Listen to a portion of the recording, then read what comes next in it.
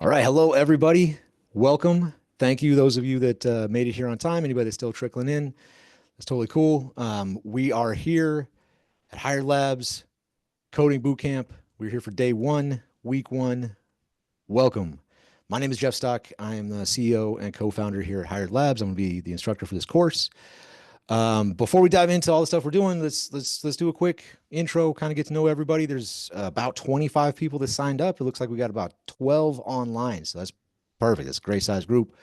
Um, Everybody here's a veteran too. So my name is Jeff Stock. I'm a Marine Corps veteran. I served for about 9 years, active duty, 2001, 2010. Did a tour in Iraq. I was a Russian linguist and interpreter, so I know maybe some other linguists here. And now I'm doing this. So I'm looking forward to getting started with all of y'all. If you want to jump in, introduce yourself, say something about what service you're in, anything you want to say about it, and then like what you're looking forward to in the class. If somebody wants to volunteer for next, or I could call you. I'll go Hello. ahead. Oh, okay. You go ahead. Nice. I'll go ahead. My name is Michael Sobey. I'm here in Nashua, New Hampshire. Served 9 years in the United States Coast Guard, and just want to expand my technical knowledge with coding and websites. Excellent. Welcome. You're our first actual Coast Guard attendee. So I want to give you a hand for that one. We've had a couple folks show up, but you actually made the class. So I'm stoked to have you here. Thanks for showing up, Michael. Good to have you. All right, Brian, was that you? Said you want to go next? Yeah, it was me. Go for it. My name is Brian Barker. I did 6.5 years in the Army as a mechanic. I switched. I'm working on switching into coding. I've done some with like JavaScript and everything, the MERN stack, and I'm looking forward to learning Python and Django. Cool. Cool. Right on. Welcome. Welcome. Yep, appreciate it. Yeah. All right. Who wants to jump in? Quick intro. Hi, my name is Alex, and I was in the Army right after 9/11, 4 years signal comms, and I want to learn about programming. Okay. Yeah, about it. Nice. Nice. Well, cool. Hopefully we will teach you about programming. No, thank you. Right on. Welcome. Good to have you, Alex. My name's Tom Gonzalez. I'm a Navy nuke veteran, served on the SS Enterprise in the previous century. I have extensive IT background, but I'm looking to build my skills in coding. Excellent. Excellent. Welcome. Nice to have you, Tom. Hi, I'm Erica, Air Force veteran for 6 years as air traffic controller. Just want to learn more about Python and how I can automate things. Excellent. Excellent. Yeah, it's great for that. So we will definitely get you down that road of this. Welcome, Erica. Yeah, hi. My name is Mike. 4 years in the Army. I was a 63 Bravo deployed to Iraq, and I'm just looking to improve my skill set. I'm in building maintenance right now, and everything's kind of going that route. So this would be a great supplement to my current skill set. So. Sweet. Excellent. Welcome. Welcome. Good to have you too, Mike. I am John Michael Trochet, 09 to 13 Army. One combat deployment to Iraq. I was a combat medic, and main goal is to pick up another programming skill. Looking to kind of build some apps. Side hustle. Cool. Cool. Welcome. Welcome. You go by John Michael? Yes. Excellent. Excellent. Welcome, John Michael. Good to have you. How you doing, everyone? My name is Miguel, Marine Corps veteran, 4 years. I was a fire support man. I just want to get really into the tech world. I'm really interested in tech. I plan on studying it in college, and this will be a good way to start my journey, I think. Yeah. Excellent. Excellent. Welcome, Miguel. Good to have Thank you. you. All right. Who hasn't gone? Hi, if you can hear me. My name's Michael Trussell. I'm an Army veteran, 13 Bravo. I'm getting into this class for I've been studying on my own. So really just to get some structure in the studying. And I'm really into robotics and AI and just trying to Excellent. get stronger. And excited about what we can build with technology. Cool. Cool. Yeah. Excellent. Great to have you, man. All right. Uh, Tommy, Marine Corps vet, got out in 2018. I'm currently a political science major, but I really feel like I don't know what to do with that. So I was just trying to see what I can do with this, maybe just dabble and see where I can go from there. Excellent. Excellent. Good to have you, Tommy.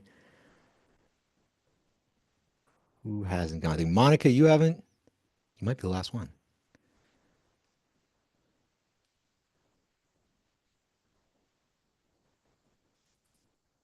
There we go. Hello, can you hear me? Yes. Oh, hello, I'm Monica. I'm retired Army, 25 years Army, 37 Foxtrot. I'm retired Command Sergeant Major, for those of you.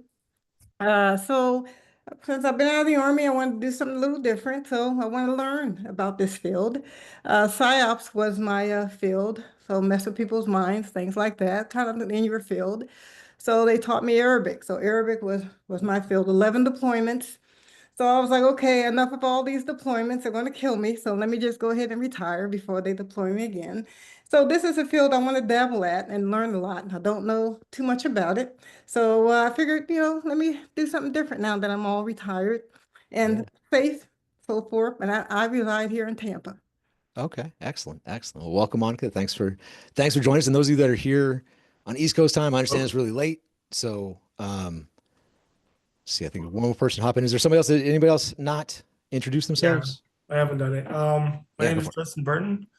Did about 4 years in active and went to reserves afterwards. Just trying to change my career from what it currently is to an IT career. So I'm taking advantage of everything I can get. Beautiful. Beautiful. You are in the right place for that, Justin. Good to have you. And then I think that's it. Or Chris Gonzalez. I think you might have joined right at the end of intros. You want to introduce yourself, man? Say what branch of service and kind of what you want to get out of the course? Or maybe I just put you on the spot and you're not ready to talk. All right, no worries. You can take yourself off of mute and jump in an intro at some point if you want to. But let's press on, all right? If people trickle in after this, they're more than welcome to. This course, some people have some questions along the way. We're going to get into the logistics today of exactly how this is going to run, how we're going to do it as we move forward. We're going to get hands-on today, but let's dive in. So day one, we're going to do course intro and set up our tools set that we're going to use. I emailed some things out about Python Anywhere. If you got a chance to set up on that, great. If not, there will be an opportunity to do that here shortly. It'll be the main tool we use, and we'll talk a lot about it towards the end of the class. Here's our agenda for the day. We're going to do a quick overview of what it is, again, logistically, how we're going to run the course, what the objective is, who it's for, all those sorts of things to make sure everybody's in the right place and wants to do this. At which point we're going to take a break. It's the only break that's scheduled in any of the courses. I'm going to send out a list of free coding resources that we'll refer to throughout that you could take and use from there. And if you decide after the overview that this is not for you, this is not the thing you wanted to do, a break is a nice time to just kind of slide out. And you don't have to leave in the middle of class, even though we're on a Zoom call and you could really just do that anytime. That's kind of what it's there for. So quick break, and then we'll dive into, for anybody that comes back, hopefully you all do, we will dive into the content for day one. We'll do a quick intro to programming and languages. Linux command line interface is going to be the place we're going to be doing a lot of our work. So we're going to talk about what that is, what that means. If you're not familiar, don't worry about it. Some file system basics. And then we're going to wrap up with a walkthrough of that platform I mentioned, Python Anywhere, and some hands-on, throwing a couple of commands in there and leave you all with something to play with both tonight and tomorrow between now and our next time on Thursday. Not listed here, but kind of logistically, again, there's a self-paced course and there's several people who couldn't make it today or just going to watch the videos later. If you miss a class along the way, that's completely fine. You may have noticed I had to reschedule our Thursday classes next 2 weeks to Wednesdays because I have a personal conflict. If you can't make a class, make it up later. Totally cool. And if you never come to class, that's also fine. Just stay engaged with us how you can. One of the ways that we engage is through Discord. We'll send a link out with the resources on break to sign up for our Discord server. We encourage you to stay on that. Ask questions. All the previous cohort people are in there, so they can answer questions if they come up. If it's not just me, I mean, it'll probably be me mostly, but you can engage with other previous participants. Tommy, you got a question? If we have to leave a little bit earlier, do we have to say anything, or do we just have to give you a heads up? You have to stand in the corner and hang your head in shame. No, it's totally fine, man. Yeah, just slide out whenever you need to. It's up to you. If it feels natural to say that you got to go, then feel free. But we're not real strict on that kind of stuff. The most important thing is stay engaged. Yeah, what's up? Okay, this is Chris Gonzalez. I was having trouble getting signed up and everything sure. on. So I was in the Navy, and I was a hospital corpsman in the Navy. a long time ago.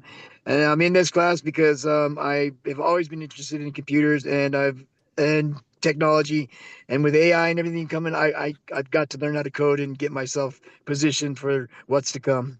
Absolutely. Welcome, Chris. Great to have you, man. And it's always good to have a corpsman. I think we've had a corpsman in every class. You guys are some of my favorite people. So awesome. Thanks. Awesome. All right, great. So, and then another kind of point of logistics, if you have questions or anything along the way, again, take yourself off of mute, raise your hand, throw them out there. You can put it in the chat. I'll try to keep an eye on it, but I'm not great at that. So I might miss you. If you can't talk, chat's fine and I'll try to catch it, but don't hesitate to interrupt me. We're not real strict on that either. All right. So with that, let's dive into course overview. So now that I got you all pumped to be here and we talked about it, I got nothing to teach you. No. So this I took from some of my favorite Buddhist stories where, people come to some Buddhist monk and they want to learn something. And the lesson was there the whole time. It was in the universe. And that's really what I'm trying to get with this course, is that all the things we use are not ours. It's stuff that's free, that's out there that we're going to point you to. I think somebody said it here on the call. We're going to have some structure around the self-learning process, but you all have to do the learning, right? I can't really teach you anything. I can show you stuff, but you got to do it, right? If you practice every day, you'll get this. But this is what we're going to do specifically. So how are we going to do this? What are we going to go about? We're going to try to do the same things that a paid coding bootcamp does.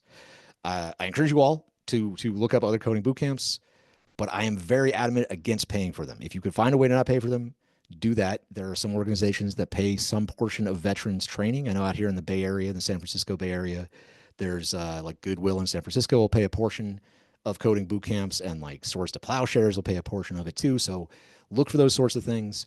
We're going to aim to do similar stuff here. Not going to cost you anything though. Our tangible objective is we're going to build a fully functional web app totally from scratch, from the ground up, and all the parts and pieces that go with it. It'll be a to-do list application, so an example of basically all the things that an application of any kind does in a really simple form. So we don't have to spend a lot of time with complex mechanics. It'll just show how to create, read, update, and delete, the four main operations of any application. Our intangible objectives, though, is we're trying to demystify coding, right? So this course is intended for beginners, intended for people who maybe you've done a little bit, maybe don't have a whole lot of experience at it, but make it something that seems accessible to you, not something that's just for people in their ivory towers and super genius math whizzes. This is for everybody to be able to do, and we want to make it accessible for you. And we want to really remove as many obstacles as possible, right? So we want to give, and put in quotations, the tools to build anything you want to, right? So we're really just pointing you in the direction of the tools that exist, showing you some patterns. We're going to use a certain tool set here. We'll go over what those are and why we chose those. But the patterns we use in this class can be applied to any number of tools, right? So we're going to use Python. You could do similar things. We could do a little bit of JavaScript, but you can do the same kind of stuff we do with Python with JavaScript. And we'll talk about how you would go from one to the other and why we chose what we chose. Most important thing, though, intangibly, we want to build this community of veterans that are working to learn how to code. All of you, again, everybody on this call is a veteran. You're all enlisted. There are no officers in this group. We do technically support officers at some point, but the problem we're trying to solve with underemployment generally at Hired Labs is a problem for enlisted folks more than it is for officers. So everybody in here is, from military, E1 to E9, as is everybody in the Discord server. And I want you all to connect. People are working on different projects, have different bits of experience around this technical thing. So that's really one of the main focuses here. Connect with each other, connect with the previous groups, and work together. So why learn to code? I think a lot of you touched on this on your pre-course surveys, or even why you said you were here. It's a highly paid in-demand skill, right? It's not going anywhere really. But not just for developers. There's a lot of things. People think about, oh, if I learn how to code, I could be a developer. And that's absolutely true. This class will not make you a developer by the end of 6 weeks, but it's a good starting point. It will get you down that road if that's where you want to go. But if you don't, and you just want to learn this for some other purpose, this is very, very useful. It's absolutely something you could use and make very good money off of, not as a developer. And we'll get more into kind of my story with that as we get down there. But also something that I think people have touched on, you can really build anything. Once you understand where things go and how to plug it in, you could build literally anything. So we really want to get you started on that. I'm sure some of you here have great ideas. Maybe some of you started some projects. So we want to connect you with people that are like-minded, interested in this sort of thing, and maybe can help you with those projects and help you build stuff. All right, from there, course requirements. This is going to be a comprehensive list of everything you need for this course, right? So you're going to need the ability to read and write. Reading is highlighted. It's most important. So if you can read and write emails, you're good. You don't have to be a novelist. The writing doesn't have to be amazing. And with things like AI and text generation, you don't need to remember how to make most of these things. It's most important to be able to read it and understand what's going on and know where things go, right? You're going to spend a lot of time reading your own code, other people's code, documentation. So reading is like by far the most important thing you're going to be able to need to do and do a lot of it, right? So reading. Desire, you got to want to do this. So just like regular boot camps, like real boot camp, they could tell you to do push-ups, they could tell you to run. If you didn't pick up your feet, if you didn't push the world away from yourself, none of that would have happened, right? So same thing here. I could give you exercises, I could show you what to build, how to build it. If you don't do it, you don't really want to do it, man, you're not going to do it. So desire is required. You got to have some internet connection. I know I talk to some folks that have maybe this time isn't real convenient for them to connect to the internet. They got to call in. They can't get hands on with it. That's totally fine. But you will at some point need to connect to the internet to really do this, because a lot of the resources and the community stuff, you're going to want to access the tools themselves through the internet to do it. So that is pretty much required. And then you need some discipline. That's the last thing you need, is something to do to keep yourself going and do this every single day. We're in class twice a week for the next 6 weeks, an hour and a half a piece. That's not nearly enough to really get something learned. And you have to practice between classes. You have to practice beyond those 6 weeks. You'll notice a couple things that are not on here, right? So we have internet connection, but we don't have a specific device. You don't have to have your own device. Our course is designed, again, to be accessible by as many people as possible. And our community, the veteran community, is overrepresented in places like the homeless population and in incarcerated populations. So veterans that are transitioning out of those places or trying to figure out ways out of there may not have their own device, but they can get into a place, you know, a computer lab or a community center that has a community computer. And if you can access that, all the work that we do is on cloud-based things that can be accessed, and the device you use doesn't matter. So you can use from one device to the next and still access the same work from time to time. The other thing you notice not on here is math, right? You do not need an extensive math knowledge to write code that works and to function as a coder. It's not something that's really required. You may run into problems if you want to be a developer, and you will find times you want to learn more math. But to get started and to do the basics and to build some really good stuff, you really don't need it. So it's kind of a myth that people think you have to be good at math to be able to do this. You don't. So those are course requirements. Any questions about this?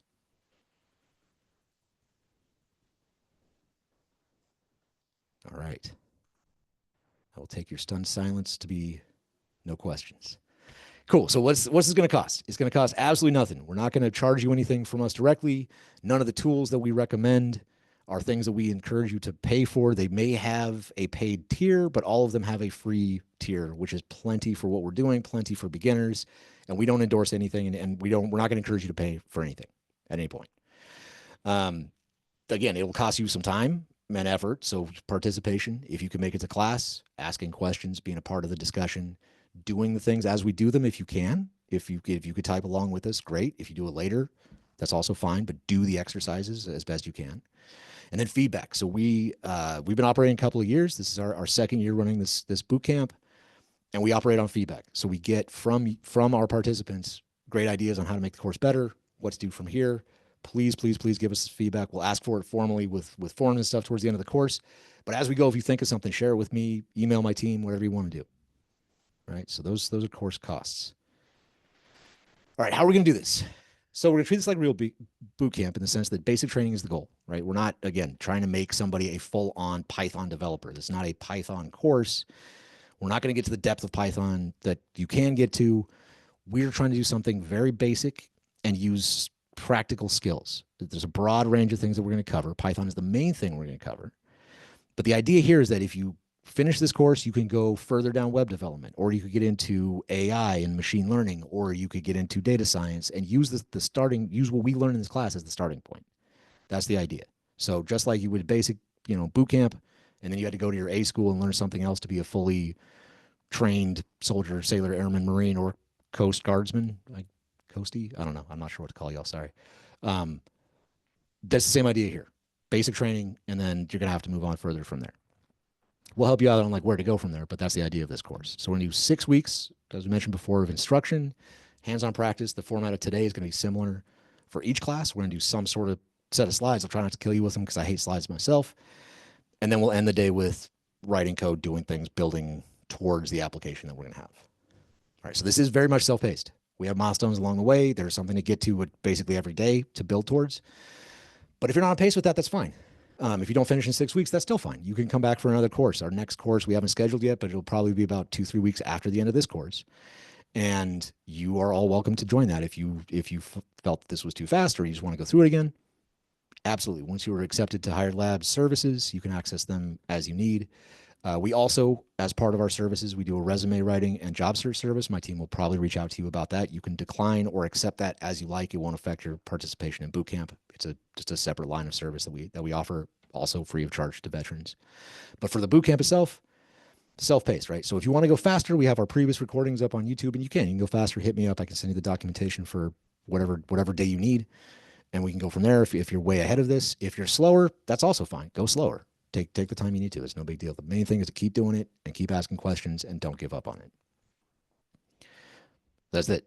Ask questions. Stay in touch however you want to, through Discord, through email, and work together. Work with each other. Y'all get to know each other. Make study groups.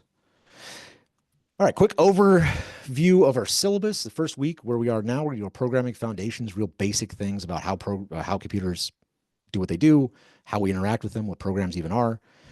Next week, we're going to talk about algorithms and data structures. It's going to be the most data science-like that we're going to do, and it's more, good to know. This is a place where math might be useful, but we're not going to do a lot of it, and you're not going to need it. It's going to be real basic things. We're going to do some practice, get some hands-on practice from some algorithmic problem solving, and then in week 3, we start developing our web application. We start talking about the foundations of web development, how it works. Then we start talking about our front-end design and development in week 4. Week 5 will be back-end design and development. And if you're not sure what those mean, don't worry about it. We will absolutely disambiguate our front-end, back-end terms. And then last week, we'll finish up our app at the beginning of the week. And then the last class is going to be for advanced topics, where we talk about version control systems and collaborative coding and how you could save your work and work with other people and things like that. So any questions about this? Anything we've covered up to now? Syllabus? So there's nothing like a follow-on, like intermediate course after this that we could try to find through you guys, or they're just going to connect us with the resources to kind of follow up with it? Yeah, that's a great question. So it's funny because a lot of people ask about that, and oddly enough, on day one. So there's one of the things that veterans, we do like almost too much training. We are way more trained than our peers, and we're always seeking it out, right? So there is no actual course after this, but what we do encourage you to do is use our project at Hired Labs, which is an open source project, to contribute and build your portfolio and work with us, because we have machine learning, we have web development. We use the tools that we use in this class. So that's what we'd encourage you to do as next step if you're interested in doing that sort of thing. But we don't have another class after this scheduled right now. Is it safe to assume that GitHub's going to be the venue for sharing? Okay. It is. That is the one we're going to use. If you're already familiar with GitHub, then that is the standard broadly used one. We're going to use that too. Are we gonna create our own GitHub? No, we're just gonna use Git, and we'll use GitHub itself just as the platform to share our code and stuff like that. Someone just posted like another course on the chat. Mm-hmm. Yeah, absolutely. That's outside the realm. I just wanted to make people aware of that one. It's really handy. I want to work for those folks, so please, after the course, take those classes, please. Sure. There's also, so like when I send out here at the break, I'll send out our links to Discord thing. That's something where I also try to post other, partner things like that. You're welcome to post those sorts of things there, so everybody else is aware of them as well. And there are some of the, like we do have some other partner organizations like NPower, if you're familiar with them here. I think they're nationwide. But yeah, there are a number of other kinds of courses. And I guess, Tommy, to your original question, in that list of resources that we send, there's just an endless amount of classes, courses, and things that you could take.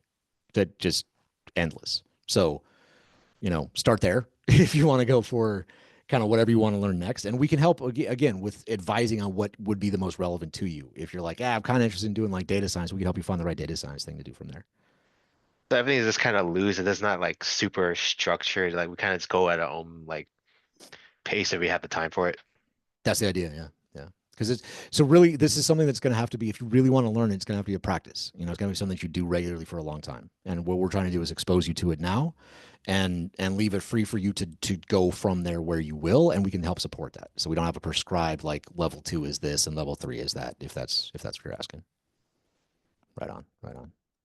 Any other questions about, format, syllabus, kind of what we talked about up to now? You have like office hours where like what's the best time to email you so we won't bother you? Oh yeah, no, I don't. That's a good question. I'm really flexible with that. So reach out to me whenever. If it's a bad time, I won't respond. But no, I don't have any prescribed times. Cool.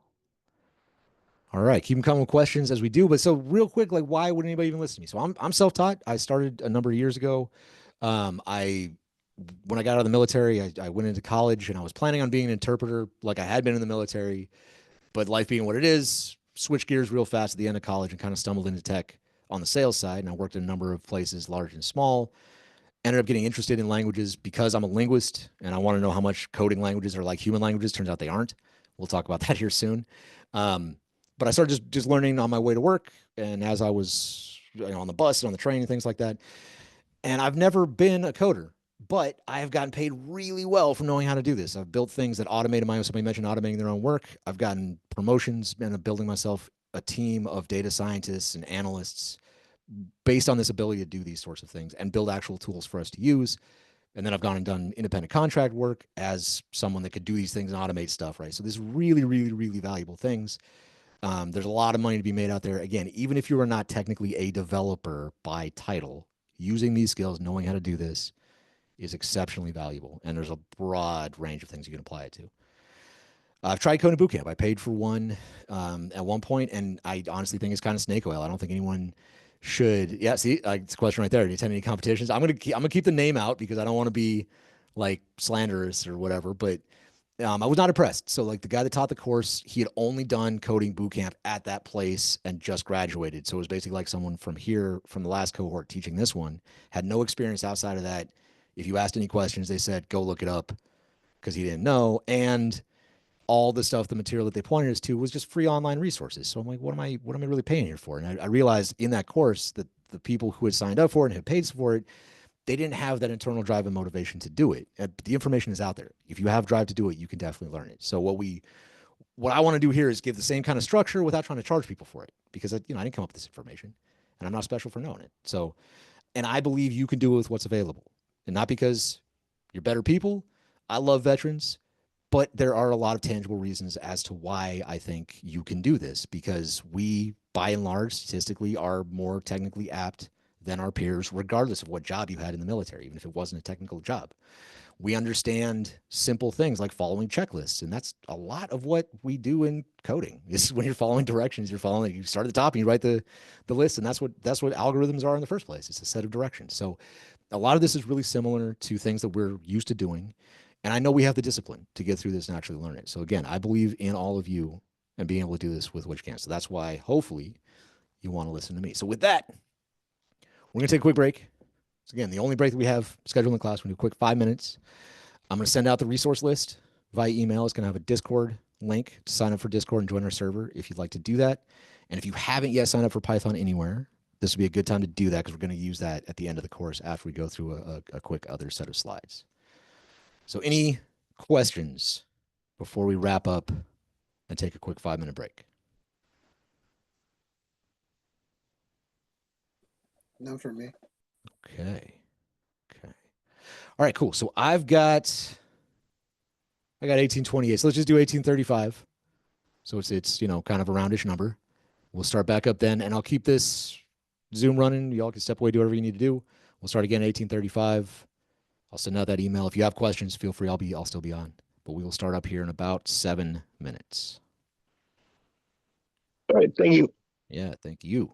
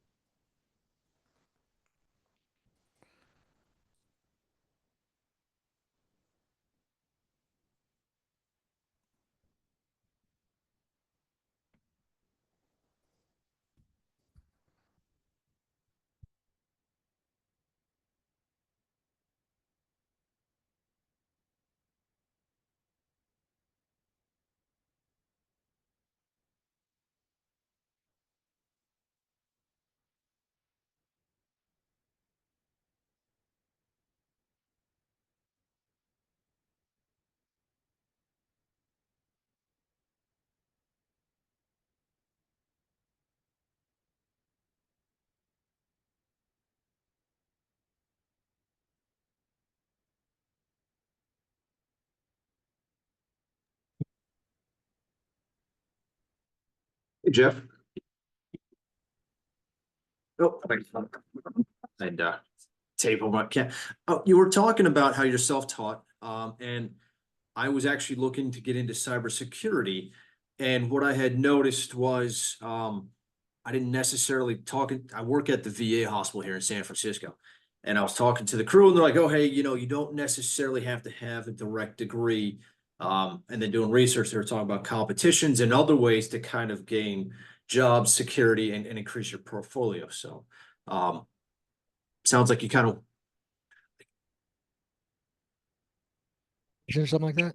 There we go. Okay, I can hear you. Sorry, I had my mic off. You mean like coding competitions and like hacking competitions or something like that? Yeah, that kind of stuff. But using that, just like you were, to kind of help, you know, like I want to get to with Johnson Controls, but I want to get an actual practical use of the skill. So that way, when I'm in the field, I can be like, okay, I'm comfortable sitting at a terminal, you know, in someone's, you know, office building, and I can actually edit code as I need.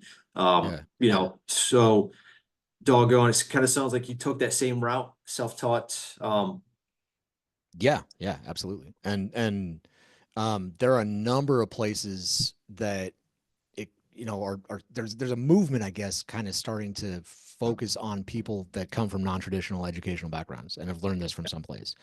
And so we find those again, like the other side of what we do here is look for positions for people and help them like find a short list that fit their criteria. And anybody that wants to get into a technical field gives us an opportunity to find those. And so we found a number of places that like the first step of the interview process is to do a coding challenge of some sort. And so once you could do that, they'll talk to you. They don't care if you have a bachelor's degree or how you know, they just care that you know.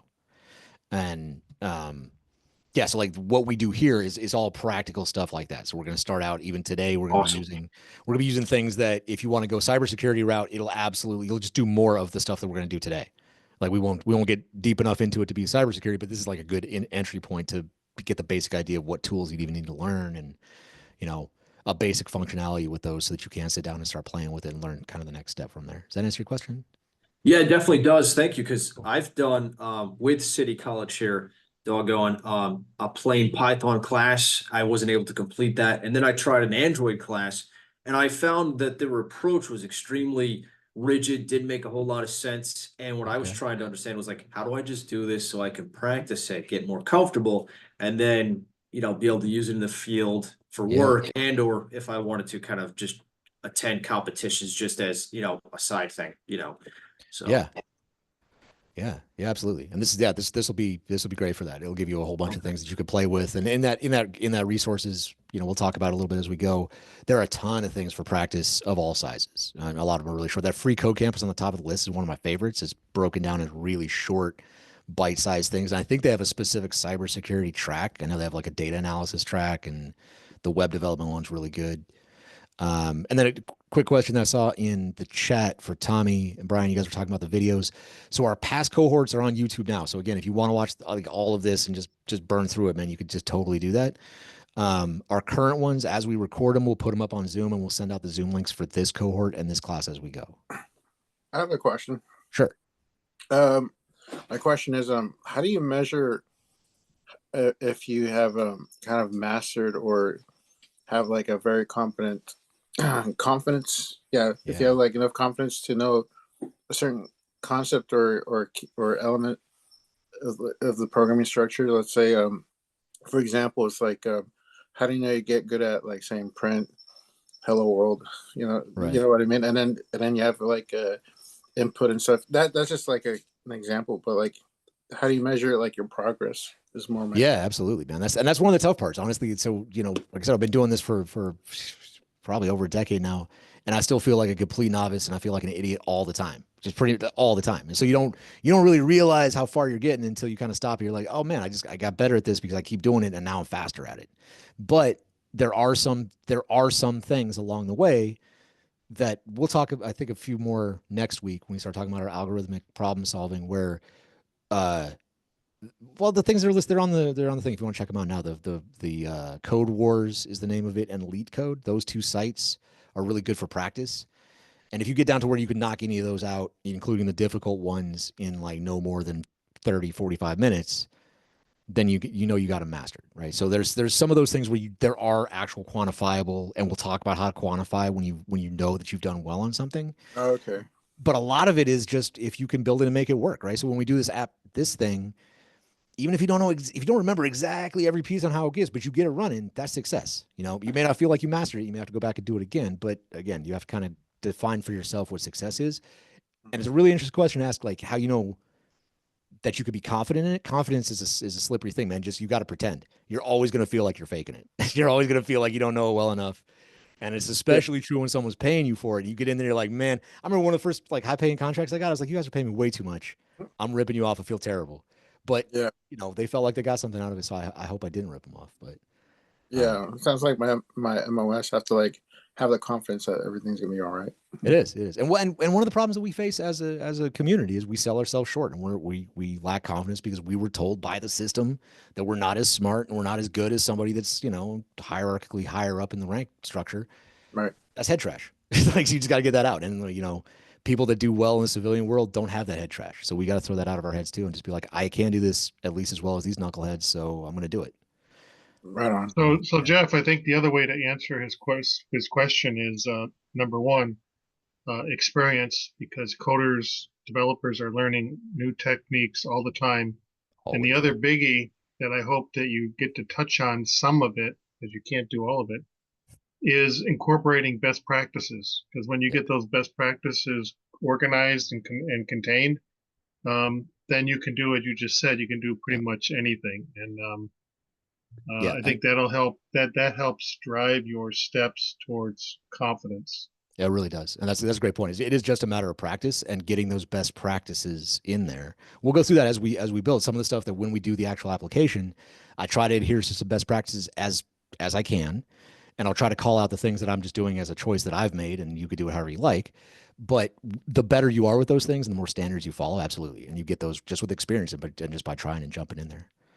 Chris Gonzalez, you had a question real quick online on the Yeah, I was you had mentioned data science earlier, so I was wondering, is this going to help us get into something like that also, or is it going to be of any help toward that? Yeah, it will. And in the sense of like, we're not going to do data science here, but the tools that we use can easily be used in data science. Like Python is very big for data science. So if you know how to use basic Python stuff like we're going to, then you could switch over to learn data science things very, very easily. Awesome. Because there's the opportunity to continue, another program, out of a workforce center to possibly get some training in the data science, which I'm interested in. So excellent. Yeah, there'll be a lot of crossover with that, because I'm assuming what they're going to use is this thing called Jupyter Notebook, and it's going to run similarly to the way we're going to run programs starting Thursday, right? So we're going to have, a lot of stuff that we're doing here is going to be similar things that you're going to do there. Or anywhere. Yeah, I have heard that term. So yeah. Nice. All right. Thank excellent. You. So yeah, for sure. Thanks for the questions. We are back for break. Everybody that came back, I appreciate you. We're a few minutes out of the time I said, so we got extra break time, but questions are always great. I sent out the email, so everyone should have that. It's got the link to the Discord. If you've already joined, awesome. I don't have my Discord open to check. I'm terrible at social media, but it looks like some folks have jumped in. Cool. So let's press on. If there are no other questions, again, keep them coming as we go, but let's dive into day one of our actual content. We're gonna do introduction to programs. So I know a lot of folks probably, this might be a review for you. Bear with, that's totally cool. Again, this is for absolute beginners. So the tagline here is computers are stupid. I want you to keep that in the back of your mind. Like all this thing with AI and machine learning, all that stuff is sexy and it sounds cool, but no matter what, these computers are not smart. They're doing one thing really fast. That's it, right? All the complexity comes from humans stacking up these simple pieces. Computers are not that smart. That's all a facade, right? So keep it in mind in your head.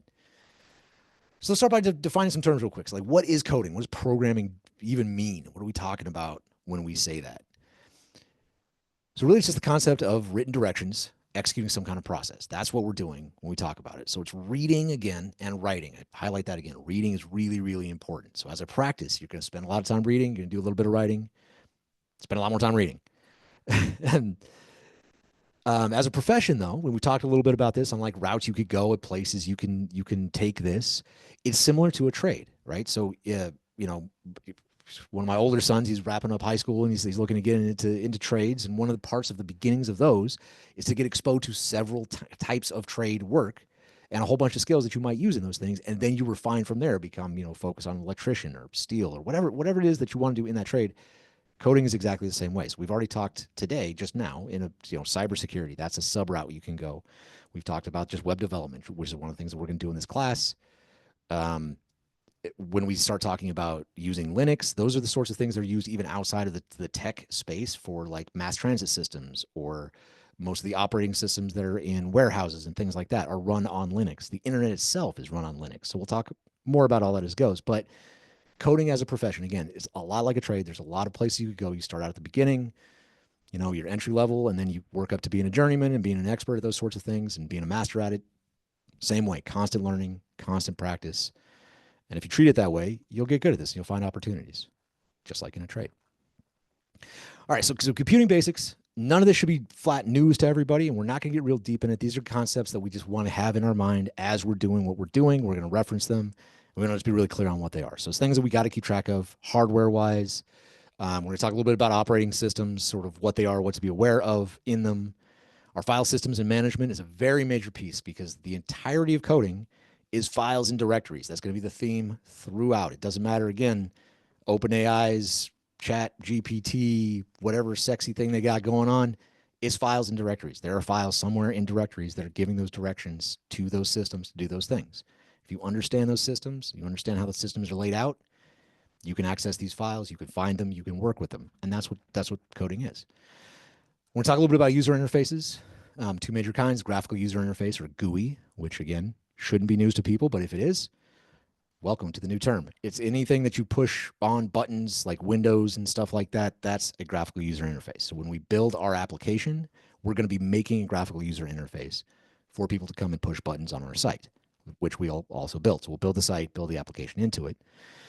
And then there's the command line interface, which is where we're going to do a lot of our work. So CLI is the abbreviation that we'll get for that. And we'll get into that today, talk about what command line interface is, but it's really just the way you navigate around your computer with clicking the mouse and double clicking folders and stuff like that. You could do all that stuff with command line interface, but you're writing it in text and you don't use a mouse.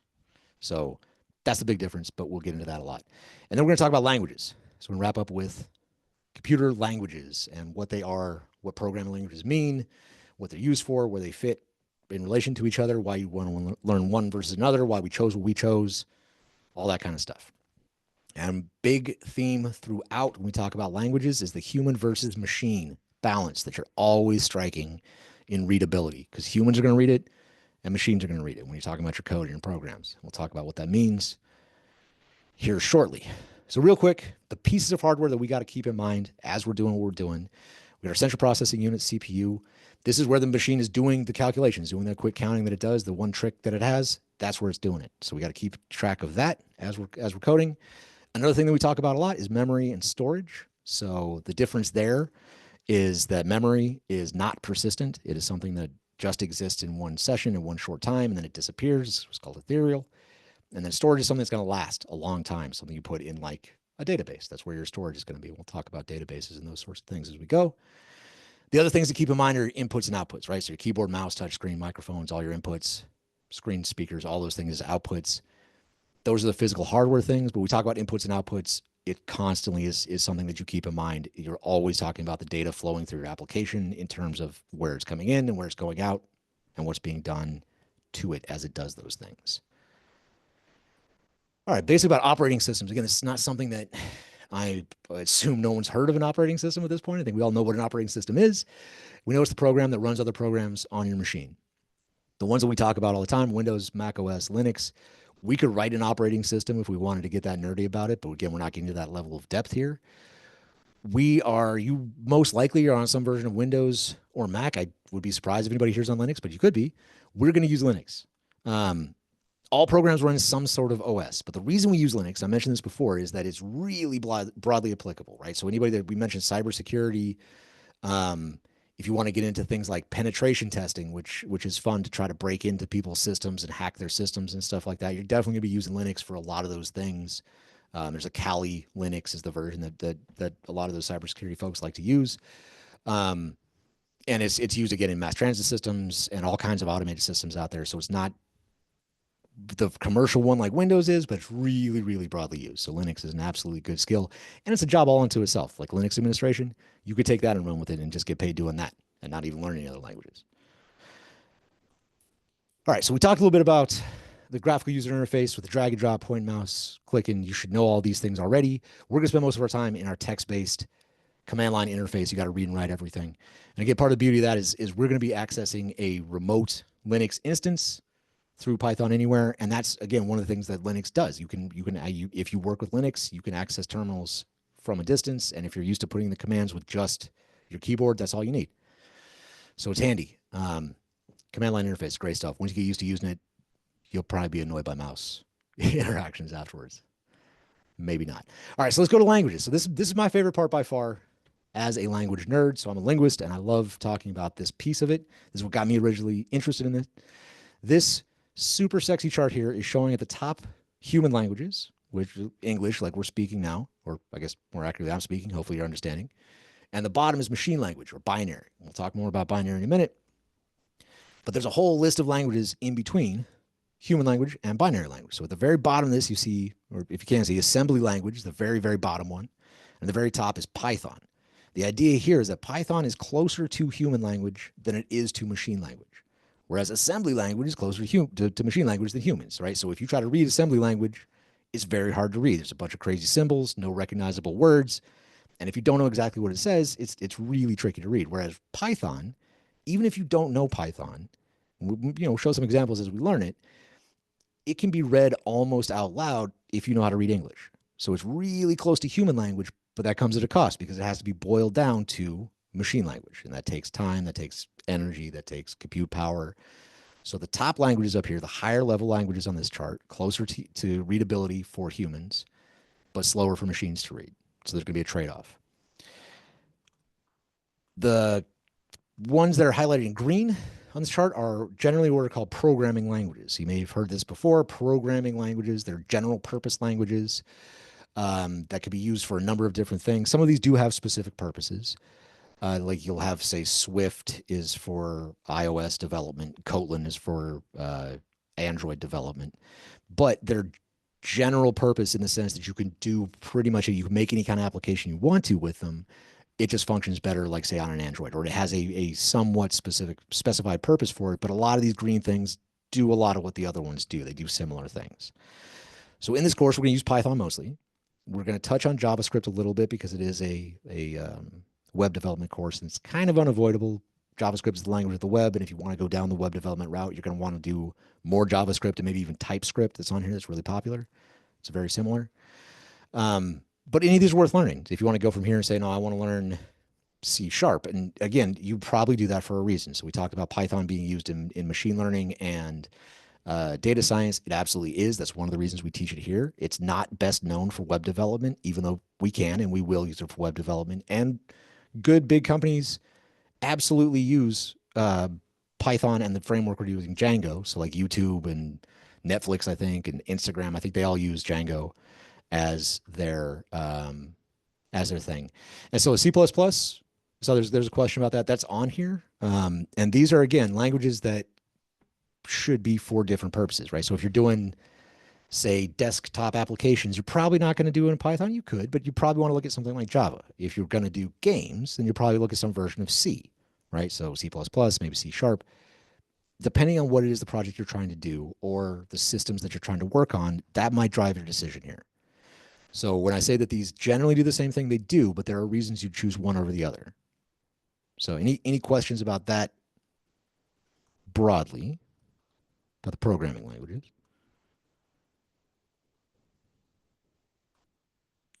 Okay. So specialized languages are the ones highlighted in red. So these are not general purpose. They're not programming languages. These are just used in one specific thing for a specific thing. So what's highlighted here is SQL or SQL. We'll talk a little bit about that, but we won't write anything that's for directly interacting with relational databases, which is the kind of database we're going to use. Then HTML and CSS. Those are a pair of languages that go together for the web. One is your style layout of things. The HTML is your layout. CSS is going to be your colors and fonts and all that kind of stuff. We'll use those as well because, again, unavoidable on the web. Then the other ones in red are MATLAB. You'll hear about those for like statistics and some scientific kind of stuff. Shell scripting in Bash, or the Born Again shell, is the Linux CLI that I talked about. We're not going to do any direct shell scripting, but a lot of the commands that we write today are things that can be wrapped up in, like you could do an entire program in Bash and like I said, just be a coder in Bash. And so the question from Tommy, and how many languages do I know coding wise? I would say I know Python and JavaScript, and then I can, I can read a lot of them, but I can actually use those two well. TypeScript is like Python and JavaScript, like if they had a baby or something like that. And I used to use PHP, but that's really outdated. So I learned that at some point, but I basically gave it up because, you don't need it anymore for the most part. But yes, and then SQL, I could do a little bit of SQL, but I'm not great with it. That's also something, if you're looking at data science, SQL is something that you probably want to spend more time on than we will. But that, in a nutshell, is language. We're going to talk about this kind of chart of the readability between human and computer language as we go. So keep this thing in mind. Any questions about this before we roll on?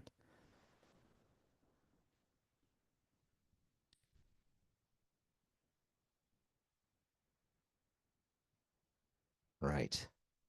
So we got Ace just said yes in chat. I don't know if that means yes to a question. If you got a question, though, go ahead and throw it up there and I'll answer it as we can. Let's dive into talk about what machine language is. So we're talking about data as binary. We're going to talk about data throughout the course and several times. It's the first time we're going to talk about it in this definition of it. Some of you may know binary. This is the most math we're going to do pretty much throughout the entire course. But for those of you that don't, it's a good concept to understand. Oh, real quick, we have what language is mostly used in cybersecurity, blue team specifically? So that's a good question. I don't think there is one language that's mostly used, but like I mentioned before, cybersecurity generally, depending on what you're trying to do, you'll really be doing a lot of stuff on Linux and through Linux, most likely. So when we do the Bash and the stuff that we do in Linux, that's gonna help you out a lot. And then just general cybersecurity stuff, knowing the mechanics of the internet and how pages work and how you can access them. So like understanding HTML, understanding CSS, and where you could find stuff in there, and understanding the file structures and where things are, regardless of the language itself, that's going to be really helpful for cybersecurity to like identify weaknesses and threats and all that kind of stuff. Yeah, absolutely. And then like Python, again, is so broadly applicable, and SQL, like Tom mentioned in the chat, those are ubiquitous. They're absolutely everywhere. So it's never going to hurt you to learn those things. Nice. All right, so here on the chart, we got ones and zeros broken down into these little boxes. One of these is called a bit, right? So this is the way computers store information. They arrange these bits, these ones and zeros, into 8 chunks, and we call that set of 8 a byte. And this is how we think of the computing power in CPUs, like we talk about in terms of how many bits and bytes are being processed. And we talk about it for storage and all those sorts of things. So this is relevant as a concept as we go. We do need to understand this a little bit in its basic form, right? So understanding binary, what it is and what it means, it is a pretty important thing. So we're gonna go through this real quick and understanding how binary works and how we convert it between base 10 and binary. Again, don't get scared. This is the only math we're gonna do, and I'm not gonna make you do any calculations or anything. It's just to get you to understand the system. So in our base 10, we have 10 digits that we choose, 0 to 9. Right? And if we think back to our grade school arithmetic, we have places. We have our ones place starting on the right, our ones place. And then once we get 9 numbers, we move up. We put a 1 in the tens place and a 0 in the ones place, and so on with the hundreds, thousands. Again, we all should know this, hopefully, from grade school. Binary is exactly the same way, except there's only 2 options, right? There's not 9, there's 2. So the first space that we have here is going to be 2, because that's the total number of options we have, to the power of something. So the first one is 0, so that means it's going to be 1. Then the next one is going to be 2, and then 4, 8. So these are the values of these places, 2, 4, 8. As you can see, it just doubles as it goes up, because powers of 2. All right, so what do we do with this? Well, we can convert a number between this binary number at the top, and if you notice, it's been the same binary number each time. This, 0, 1, 0, 0, 0. And again, I have a leading 0 because we're taking up 8 bits to make 1 byte. But what we do is we look at these numbers and we take the number here is the first number in the 0, in the ones place. Then we multiply it by its place. So if it's a 1, we would multiply the 1 by 2. All the ones that have a spot, we put the number in there, and then we just add those up, right? So we add up 64, 8, 4, 2, and it gives us 78. So that's how you convert from base 10 and binary. That's how you convert between. And the 78, what we do with that is the Army at one point made us this beautiful chart, which at the top, I don't expect everyone to be able to see all these little parts, but it blew up one section here to highlight. Left to right, we have a decimal number, so that's your 0 to whatever, 127 looks like. We have hexadecimal, which we're going to ignore. The binary is the green numbers, the zeros and ones, which we are talking about. Octal is another system we're not going to worry about. But then the character is listed after that. So as we can see here, the number 78 matches to that binary 1001110. No leading zero in this chart, but we could imagine it's there to fill in 8. That's okay. And then the character is a capital N. So what this is telling us is in the ASCII table, when you type a capital N into your computer, the computer understands it according to this table to be equal to this binary string. So capital N is equivalent to 78 according to this chart. And 78 converted from base 10 to binary is this number, which the computer can read. So what I'm showing in this chart is how computers understand what we type into it. Anybody have questions about this? I know we flew through binary real quick. Questions?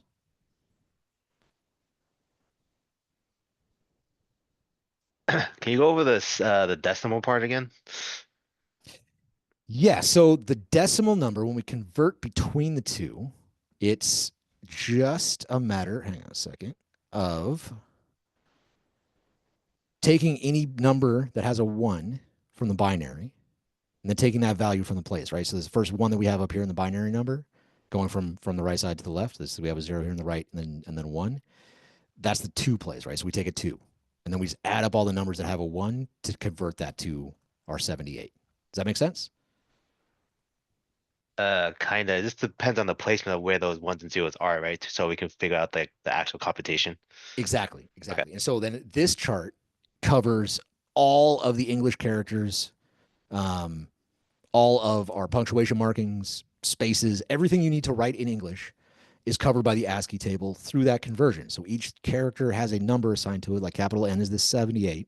And then 78 is converted into binary so the computer can read it, because computers read these things as ones and zeros. It's, electrical resistance on a circuit. So it either is or is not on. It's like a light switch. It's either on or it's not. That's what binary is doing for us. And so this is really just an encoding. This ASCII table is encoding all the characters that we write in English into a way a computer can read it and understand it. So Jeff, this is actually how we grew from the IBM card and assembly language into this development of the ASCII table, in which the computer can either read in binary or hex or octal or whatnot. Or something. Right. Yep, absolutely. Okay.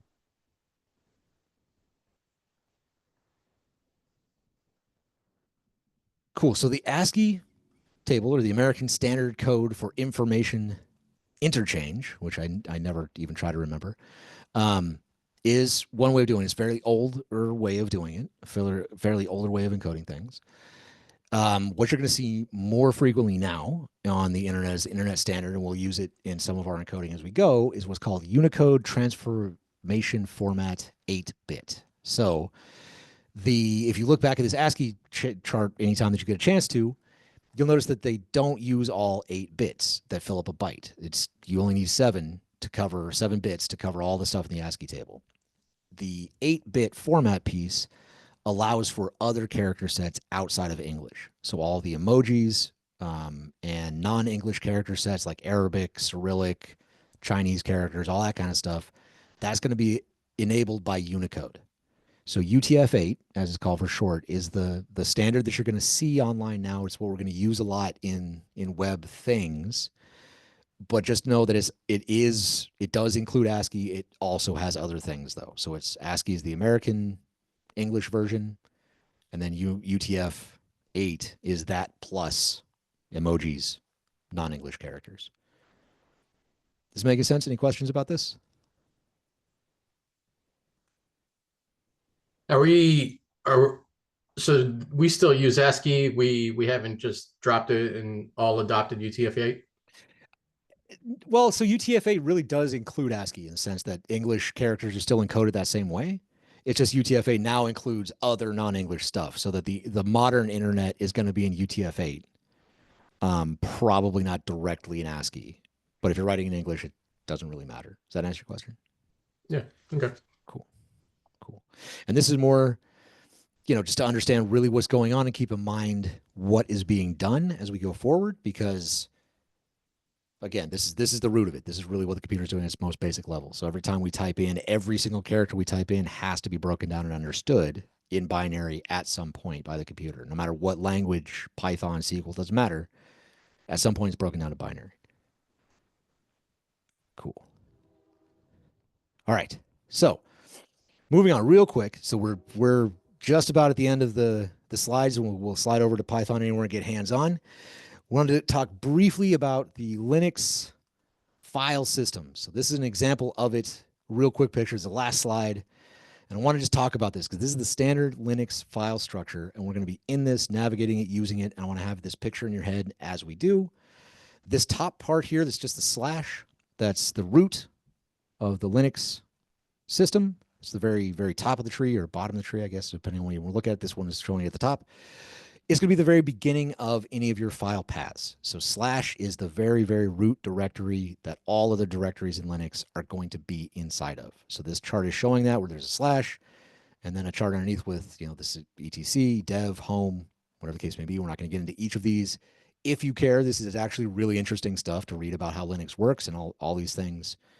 Again, this could be an entire job by itself, just Linux administration. Plenty of work to be done on just this. What we're going to use, though, is this slash and then home, and you imagine another slash after that to be the directory, and then there's these usernames. So we got Jono, Mako, Corey, and then each one will have their own file directories inside of those, right? So work and photos for Jono and stuff like that, right? So we are going to be in this file system. When we go into Python Anywhere, you're going to start as being at this slash home slash your username, whatever username you pick for Python Anywhere. That's going to be your basic working directory. I'm going to call it home a couple of times. Just know that what I mean is slash home slash your username, and that's where you generally start working. So we're going to talk about this more, traverse it, use it, do some things with it here shortly, but I want to throw up a picture here so we all have an idea of what it looks like structurally before we dive into that. Any questions about anything we covered up to now before we slide over to Python Anywhere?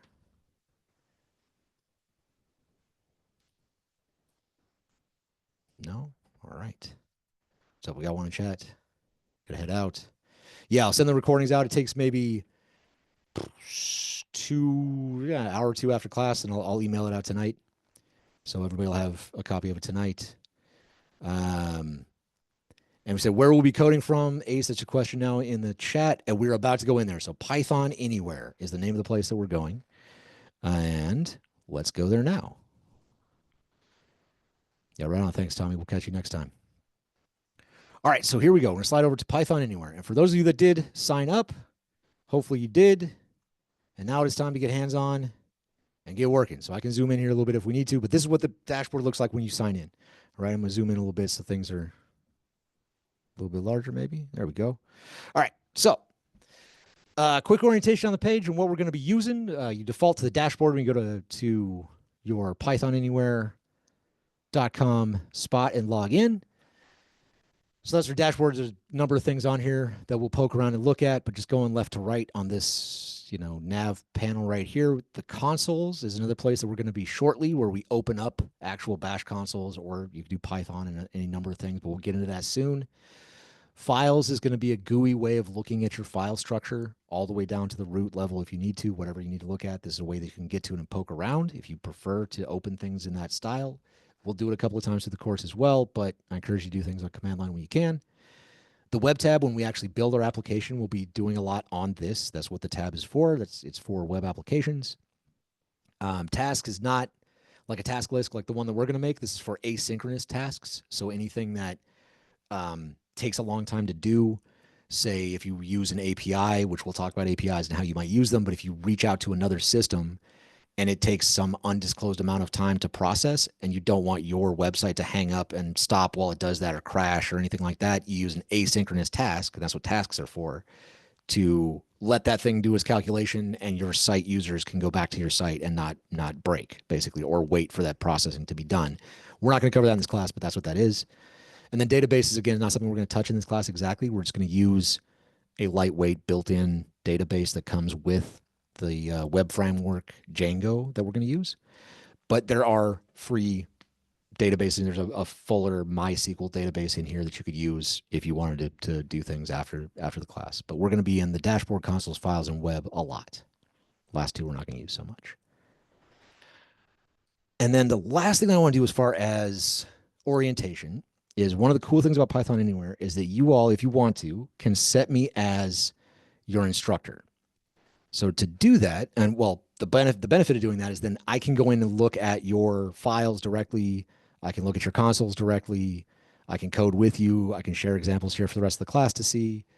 It's a great learning tool, and it's a good way for us to collaborate. Again, if you want to talk to me after class or outside of class or anything like that, I can just hop in and have a look to see how you're doing and all that kind of stuff, right? So we can talk specifically about what you're doing, help you debug as we go. So we'll talk about how to do that real quick and set that up for anybody that wants to. So anybody that wants to set me up as their instructor, I'm going to go up to this very top nav bar where it says send feedback, forums, help, and blog. Right next to logout, there's account. I'm going to click on account. And that's going to take me to this pitch to try to sell us on, upgrading our services. And once again, you don't need to do any of that. The free version is totally fine. In this thing, this may be horizontal for you. I'm zoomed in again to make it a little bit bigger for folks, but there's an education tab, right? So it should be upgrade, downgrade, security, email, then education, then API token, system image. Click on education. And then it'll be placed in red where it says enter your teacher's name. So you're just going to need my username, which is Hired Labs, and then DI is in drill instructor, because, it's boot camp. So when do I get to call myself a drill instructor? But now, and then 42, because that's my favorite number. I'll put this in the Zoom chat so you can just copy and paste it. Wait, oh, sorry. Apparently just setting that to everybody. There we go. All right, so that should have gone to everybody. And yes, I was a Marine. Ace asking for the drill instructor thing. Absolutely. We don't call them drill sergeants. So that's Hired Labs DI. Yep. 42. Yep. Is this case sensitive? Good question. I don't know. It might be. That's So, important. Yeah, it is. I've actually no one's asked that before. Most people just copy and paste it and it's worked. But It didn't work. it did? Cool. Did not. Oh, it did not. Oh, with not the right case? I'm just going to copy from the chat. Okay.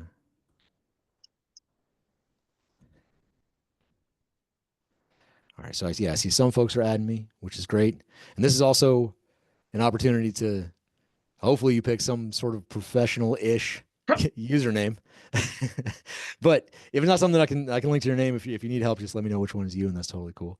But at any point, again, it's kind of the first thing that we've done together. So at any point, if you get totally stuck, we can try to debug a little bit as we go. But if you're way jammed up at any step along the way, I may ask you to just be like, all right, hang on, and we'll get to it when we get to it. But Sure. Okay. Hey, Jeff. Yeah. This Python Anywhere, I'm sorry, I might have missed that. Is that something that we should have signed up for, or? Yeah. So I sent out an email ahead of class to sign up for it. If you haven't yet, you could do it now real quick. It's really simple. So it's just pythonanywhere.com. Okay. It's totally Alrighty. free. Yep. And it's where we're going to be doing the majority of our work. So I really encourage you to do it. Again, you don't Okay. have to. No, none of it's absolutely required, but this is the place we're going to build everything. So we'll be using it throughout, all the way through. Awesome. That's okay. Yep. Sure. All right, cool. So then once you've done that, again, if you wanted to, send me as your instructor. I appreciate those that did. Don't have to, but if you'd like to, knock yourself out. All right. What we're going to do now is we're going to dive into our actual Linux terminal. We'll start playing around with it. I'm going to go through a few commands that are real basic to kind of start us out and give you all something to play with after tonight. I will send these out as a list later because folks have asked for that. But I really encourage you to type along with me, and it'll create your own list. It's your own notes. I'll show you how to pull the history up out of it. But first, let's navigate to that, right? So there are a couple ways to get there. We're just going to go up here at the top on consoles, go to that page, have a look at it. And right here where it says start new console, and then there are a whole bunch of choices. So we got Python with a whole bunch of version numbers next to it, IPython, and then PyPy. We don't need to worry about any of that stuff. We're going to go down here to other. And right next to it, there's Bash, B-A-S-H. And that stands for Born Again Shell, and that's what we're going to use in. That's what we're going to work in. So I'm going to click on this Bash thing. And it should take me to a new Bash console with a long string of numbers.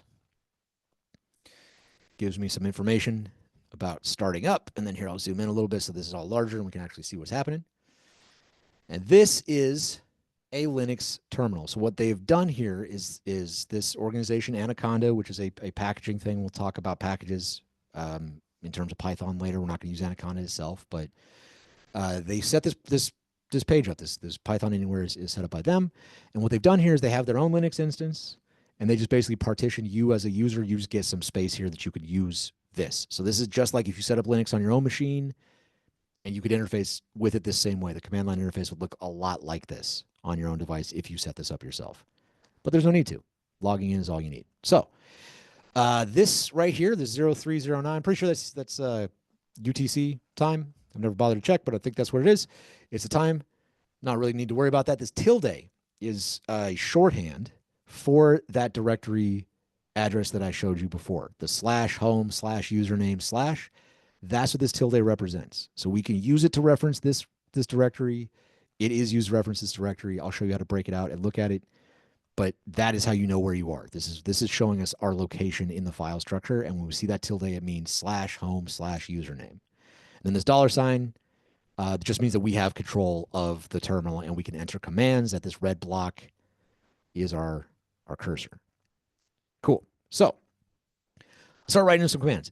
The first thing we want to do is just have a look around at where we are, right? So I told you this tilde means /home/username, but we can type in this command, print working directory, or PWD. It's all lowercase. Most of your commands are going to be lowercase. It's usually going to be one word, so no spaces between the characters. Sometimes it's a full word. Sometimes it's an abbreviation like PWD is. This stands for print working directory. So we hit PWD, nothing after it, and when I hit enter, it's just going to say /home/ and then my username, right? So this is the full directory of where we are right now. You can do that in any directory you're in. Another useful command, if I have it on my list, but since we're talking about directories, CD is a great command. We use this a lot too, is change directories, how you move from one place to another. You change your working directory, so CD is change directory. And we could just give a directory name to it. So if I want to go just back down to the root directory, I could do that, CD/. And now you see the tilde up here changed to a /. I am now there. So I'm at the / the root. And if I want to go back to home or back to my regular thing, I do CD with nothing, with no arguments, as it's called, and that'll take me right back to my tilde. So here we are, right? And I can prove that by doing print working directory, and it'll show me where we're at. So that's good. So print working directory, look around where you are right now, see the full directory of where you are in case you need it. Change directory, CD, another good command.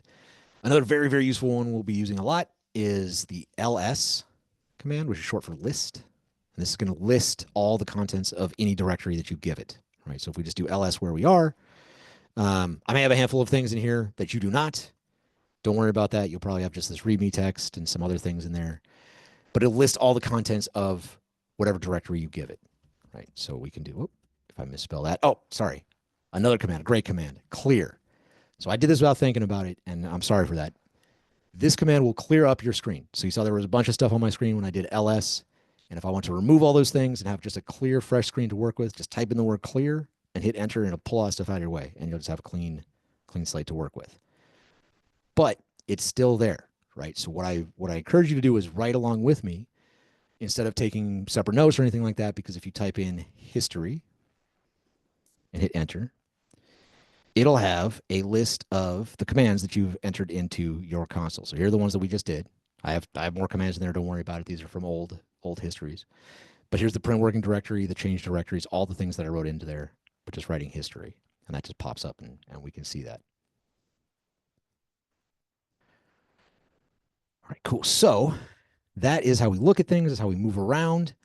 Another very useful, I don't really know what to call it, but the thing that we do a lot with not just these, but with Linux commands in general, is we add what's called flags to them, and it'll adjust the behavior. It'll change up what it can do.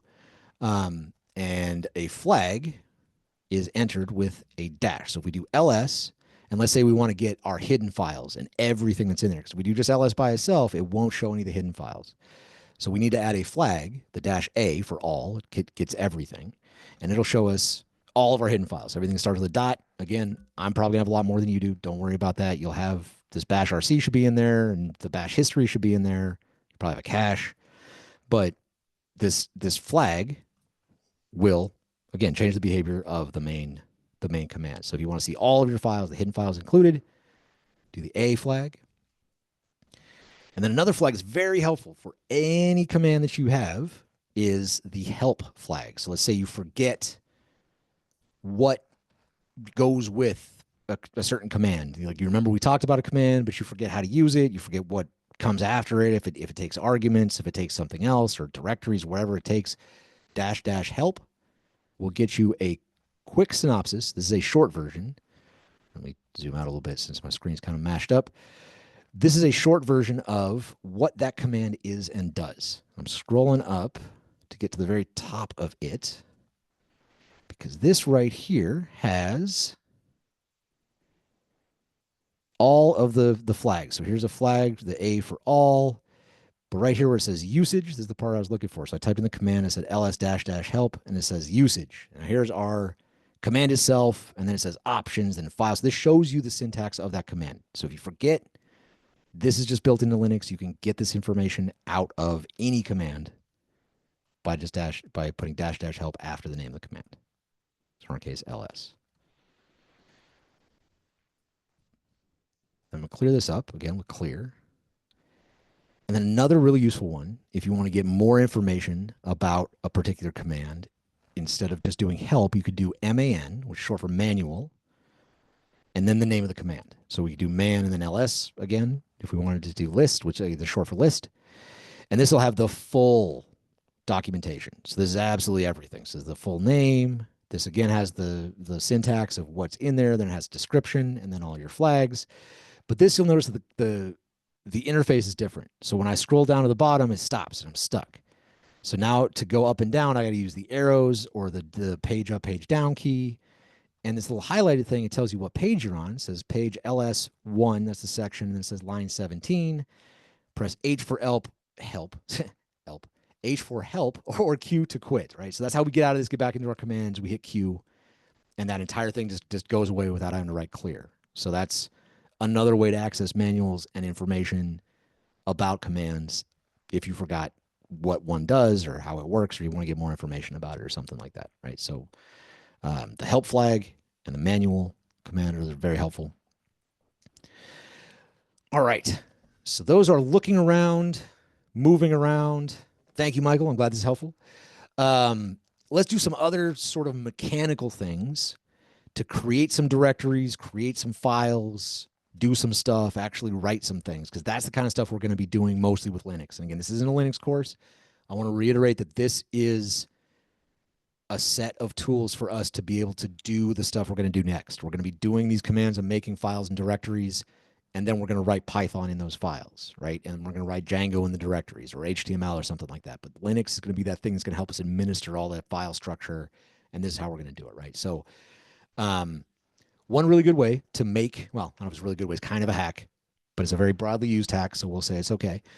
To make files is a command called touch. Now, touch, technically what it does is it just updates the last time a file was opened. So the last modified date and time is what touch does. But if there is no file, so like we have to give it a file name next. If there is no file, it will just make that file. So we can do touch. I can make a file. So let's say I do touch example.txt. And when I hit enter, it will tell me nothing and it'll just look at me. Because again, computers are stupid. Remember that. If it doesn't, they don't always give you feedback. So this has done the thing that I wanted it to do.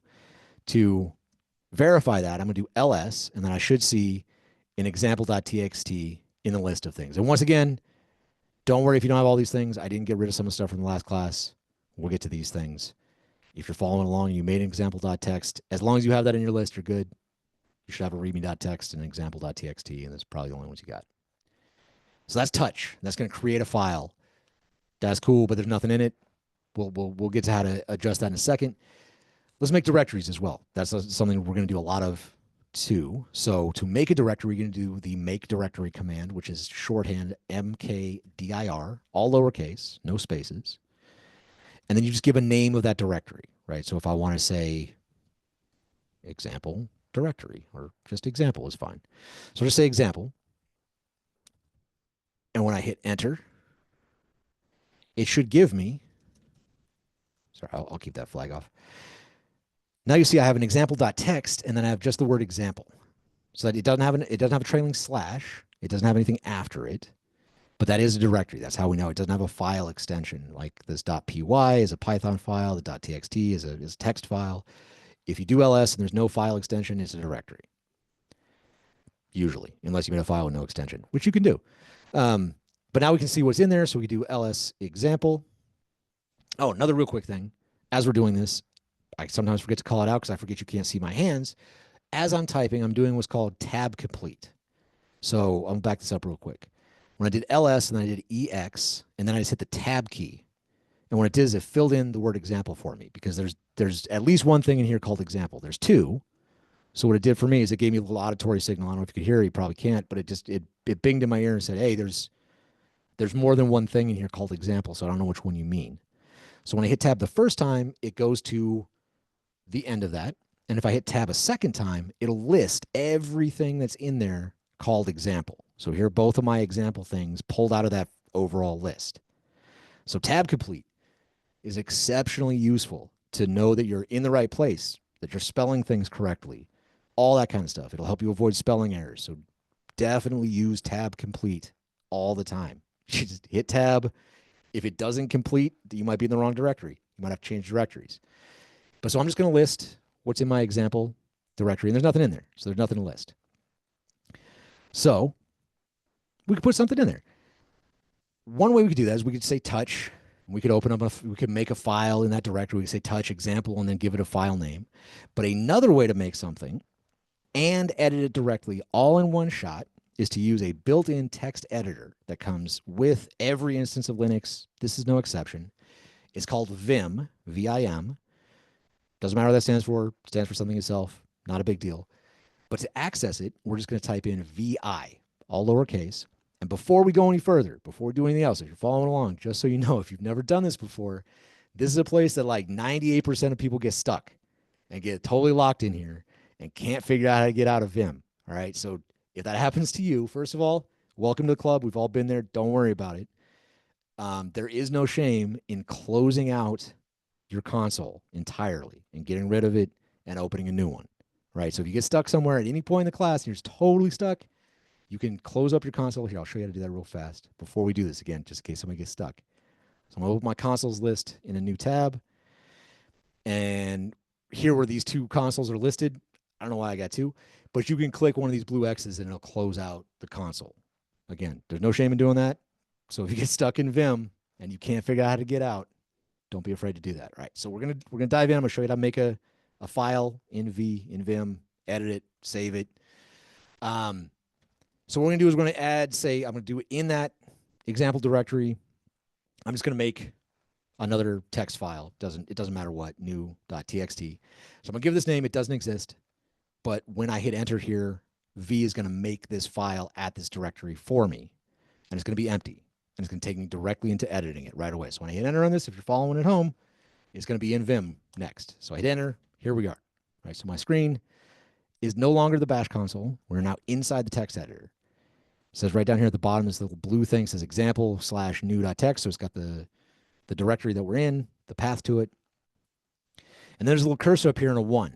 Now, if you start trying to type right now, it's probably going to give you a whole bunch of crazy warnings and nothing's going to pop up on the screen like you expect it to.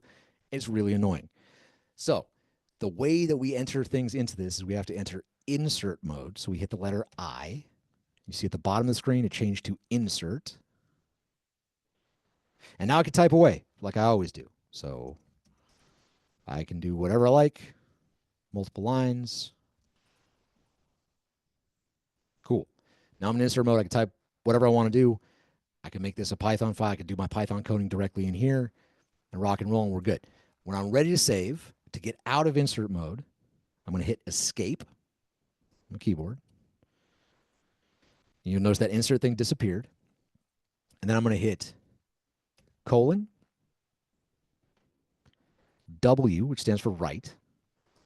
Hopefully you can see that if the pencil thing might be in the way. But WQ is what you write. So colon, W for write, which is like save, and then Q for quit.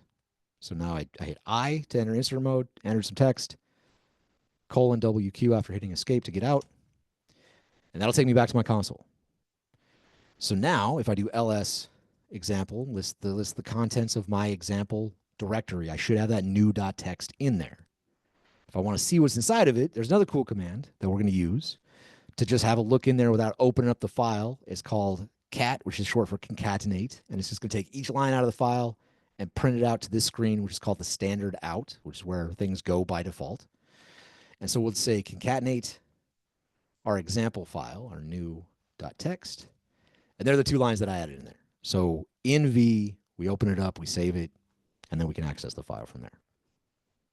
Any questions about that so far? You got stuck in it? Nice, nice. All right, so anybody that got stuck, try hitting escape and then :WQ to see if that can get you out. And if you get way absolutely stuck, again, just get back to your consoles and hit these little blue X's to close it out and start up a new one. That's totally, totally fine. But getting stuck, man, that's a rite of passage. So everyone should hopefully get stuck at some point. Yeah, anyone who has used this knows the pain. Nice, nice. I'm glad this is helpful. All right, so a couple of things. We've talked about how to create stuff. Now we got to be able to remove it, get rid of it, trash it. There are a few ways to go about that, right? So if we want to remove just files, there's one command. If we want to remove directories, there's a different command. But there are some safeguards and some caveats to that, right? So the first one is talk about how to remove directories. So I'm going to actually make, well, no, let's leave it how it is. So just looking up this ls command before I clear, this ls lists that in my example directory, I have this new.txt file, right? So if I try to do rmdir, which is remove directory, on that example directory, it won't work because rmdir does remove directories, but only if they're empty.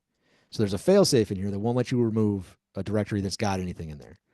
Yes, Alex in the chat, good call. The :Q exclamation point is to force quit without saving any changes. That's another way to escape Vim. So good call. Anybody else is stuck, have a look at chat, see if that helps you. All right, so if I do rmdir and the example directory that's got something in it and hit enter, it's going to say it failed. If it doesn't work, we can't remove full directories. We can only remove empty directories with rmdir. So what do we do? So what we could do is we could use rm, which is for files themselves and directories that have things in them. So we'll show you how to do that real quick. So real fast, let's clear this up and let's look at what we have in our directory right now. If you recall, we have our example directory and then we have just this example.txt file, right? So let's first remove that with rm, the text file. Do rm, short for remove, an example.txt. Again, using tab complete to make sure that I've got that like I expect it to be. And when I hit enter again, no confirmation. You got to be really sure you want to do this. There's no undo it. There's no, hey, are you sure you want to delete that? It's gone. That's it. So be really sure when you're doing this that you throw away the right thing when you go to remove. And now we'll just list what we've got. And as you can see, that example.txt is no longer there. Similarly, if we want to get rid of that directory, the example directory that's got something inside of it, as you recall, we do see what's in there. We got our new text file. So we're going to do rm again, but we're going to pass it the R flag. And R stands for recursion. If you don't know what that is, also one of my favorite concepts. We'll talk about it next week. It's a lot of fun. But basically in this context, what it means is it's going to go through each level of the directory and delete everything in it and then delete the directory itself. So if you want to get rid of a directory that has stuff in it, rm-r or space-r is the way you want to do it. So we're going to do that. Whoop. And then pass the actual name of the place you want to delete, which I failed to do. So it's like, I don't know what you're talking about. So rm space-r and then the name of the directory you want to get rid of. Once again, it'll give us no confirmation that that happened, but we can confirm by just listing the contents and we no longer have that example file. So that is the set of commands that I wanted to go through today. And once again, if you followed along with me, you'll have that in your history of all the things that we did. If you did not, I will send out a list for you to play with these commands on it. And I encourage you to do this on your own between now and next time. Because next time we're going to come in, we're going to start making Python files in directories and running actual Python applications directly here in the command line. Any question? Yes, Alex, I do have cheat sheets for the commands. I'll send them out after class with the recording. Any other questions? Jeff, this was very interesting. Not many instructors in my long history have walked through these commands before, so this has been very helpful. Excellent. Excellent. I'm glad you got something out of it, even just in the first session. That's good. Great. All right, y'all. Well, if no other questions, even if there are, hang out and ask them. I'll be on until the last person leaves, but that is the class for tonight. Our next one will be Thursday night, same time, 6 p.m. Pacific. And we will basically pick up where we left off. We're going to talk about a little bit of concept things in the beginning, then we'll get hands-on. And like I said, we're going to dive right into Python and actually running applications, very simple applications out of the command line. Just for clarity, you want us just to go through and be familiar with these commands in this bash console. Yep. Just play around with them, look up other ones, make files, make directories, get used to it. Thank you. Yep. Thank you. Thanks very much. See you on Thursday. Yep. Thanks a lot. Yeah, thank you very much. Very helpful. Yep. Excellent. Thanks a lot. See you Thursday. Yep. Have a good one. Have a good night. Yep. Good night, y'all. Thank you, Jeff. Class was great. Thank you so much. Excellent. Glad you liked it. See you Thursday.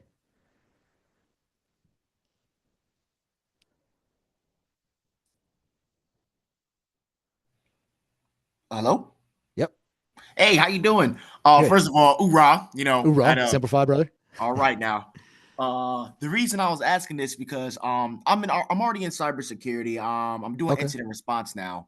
Okay. And I wanted to move into security engineering. All right. But I know it's not an option. You gotta learn at least the syntax. I know the syntax, but I'm just trying to at least, because I don't know a coding language proficient enough to write or do anything. So I was like, this opportunity popped up, and then the opportunity to be a security engineer popped up. Yeah. And I was like, I'm gonna take it. Don't get me wrong. I'm gonna take it. But I'm trying to upskill myself. Excellent. Excellent. Yeah. Yeah. So this is the right place for that, man. We're absolutely going to do stuff that will be valuable to that and useful in cybersecurity and engineering all the way around. So, do you know what specifically in cybersecurity engineering you need to learn? So far right now, what I've learned, what he told me to learn was besides the AWS, Azure, GCP, those are the easier ones. Mm-hmm. Just went and got some AI stuff and then some Azure stuff. Sure. But Docker, Kubernetes, and that's the big ones. The big ones were Docker, Kubernetes. That's pretty much for the containerization and all that stuff. Right. But that's really pretty much it. He told me to just learn the syntax of C++ and Python. I was like, you could pretty much read Python like a book. It's pretty simple. It is. It's pretty much like English, man. You can read it almost naturally. So genuinely, yeah. And the C++ is just it's not a hard language. It's just like I said, he told me to just learn the syntax. I learned the syntax in like 10 minutes because it's not hard to learn the syntax. But I just want to be able to do things within them. Would we be setting up a GitHub? Yeah, yeah. So the last day of class, we're gonna run through GitHub. So if you don't have a GitHub account, I'll encourage you to sign up for one. Okay. And then we'll use GitHub to pull down some code, run some things. And then, sky's the limit from there. We don't cover Docker in this class, which again, it's just too complicated to get which through. Makes sense. Yeah, it's cool. I love it. I love Docker. It took me an embarrassingly long time to get my head around it, but I finally got to where I'm cool with it now. It is great. You mean proficient using it or I use it pretty well now. I don't know how proficient, I use it. So in our main project at Higher Labs, it's containerized in Docker, and it's deployed on GCP on Google Cloud. So so I know exactly what you're talking about with all those sorts of things. That's we had to do a migration. We originally when we first started, we were actually running our website through Python Anywhere. We did a paid thing to have a custom domain and all that. And then to get the functionality that we need, it's because we have a keyword analysis tool that we built and some AI text generation to make resumes and tailor them to job posts. Okay.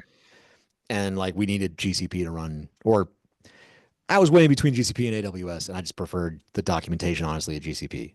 It's kind of why I went with it. But we don't really get to those things quite in this class, but I mean, a lot of the stuff that we're going to do. So like definitely the syntax of Python. Like we're going to start hitting that tomorrow. We'll do a couple of days of it. It won't be complete, right? Again, because it's not a Python class, but it'll be all the pieces you really need to get the basics down, right? We're going to get all the basic syntax to be functional in it. And then the design that we go through is absolutely going to be useful for like designing broad systems and stuff like that. Like we're not doing a lot of networking specifically, but the approach to design that we go through can be used to designing networks and doing, you know, like the response stuff that you're doing and penetration testing. Definitely. If you're doing any pen testing, Man, look, I have to deal with red team on a daily, like almost on a weekly basis. I'm tired of them, but you know, they keep you on your toes. Yeah. But this is actually my fault. I really should do my due diligence, but it's like 10:30. But I really wanted to ask this question. Yeah. I see coding boot, like this is the Higher Labs coding boot camp. What does this really all entail? Because I didn't really get to. Somebody told me to sign up for this, and I was like, okay. So I was like, I just never really, I never got to do my due diligence. Sure. And that's I feel bad. Yeah, you should. How dare you? No, it's so what we do is it's for you know, maybe it was the beginning of class. That's totally cool, man. Like what we do is we try to make this world of coding accessible to people who think that they can't do it, think that they're barred from it for some reason or incapable or not smart enough, whatever the case may be. And we try to reduce as many barriers to entry as possible. So Python Anywhere that we just went through, the reason we use that is because it doesn't matter what device you have, you can access it. It's in the cloud and it's one thing for everybody. So you don't even have to have your own device. So like we've had folks come through our program that are homeless, transitioning out of prison, things like that, and they can still access the course and go through the material because you don't have to have a device of your own. And what we do is focus on practical information, useful skills that can be used outside of just building web applications, but we do it while building a web application. So we build an actual live website and application, like the backend functionality of all of it, so that you could take that, you could customize it however you want to, use that as your own website, turn it into a portfolio or a blog or whatever you want to do. Or you, like you're saying, if you have a world of cybersecurity, for example, that you want to get into, you could take the patterns, some of the tools that we use here, and apply them into that. And go down that road from the end of this course onward. Okay, yeah, because I've been trying to pivot out of incident. I'm an incident response, trying to pivot out of it. You know, it's well, and that's the thing. There it's a huge world, man. There's like so many things to go into. Yeah. And once we go through the stuff that we go through here, again, we could talk about what makes the most sense next and where you want to go with it.